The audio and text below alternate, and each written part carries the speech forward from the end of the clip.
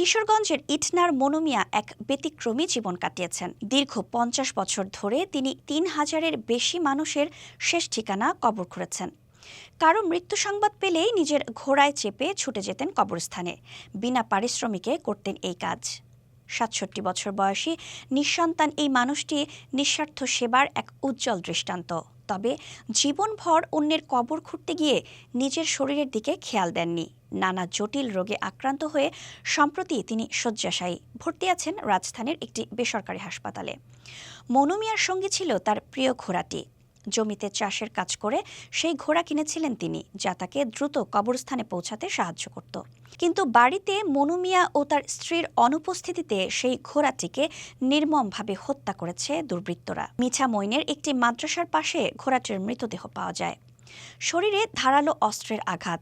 মনু মিয়ার অসুস্থতার কথা ভেবে স্ত্রী রহিমা বেগম এই খবর তাকে জানাননি। রহিমা বেগম জানান, তার স্বামীর শারীরিক অবস্থা ভালো নয়। তিনি কখনো কারো ক্ষতি করেননি। এমন অবস্থায় তার প্রিয় ঘোড়াটিকে এভাবে মেরে ফেলা মেনে নেওয়া খুব কঠিন। স্থানীয়রা জানান, মনু মিয়া একজন দক্ষ ও সৎ গোরখোদক হিসেবে হাওর অঞ্চলে সুপরিচিত। এমনকি রাজধানী বনানী কবরস্থানেও তার সুনাম রয়েছে। শুধু কবর খোঁড়াই নয়, তিনি যাদের কবর খুঁড়েছেন তাদের মৃত্যুর তারিখ তিনি ডায়েরিতে লিখে রাখতেন।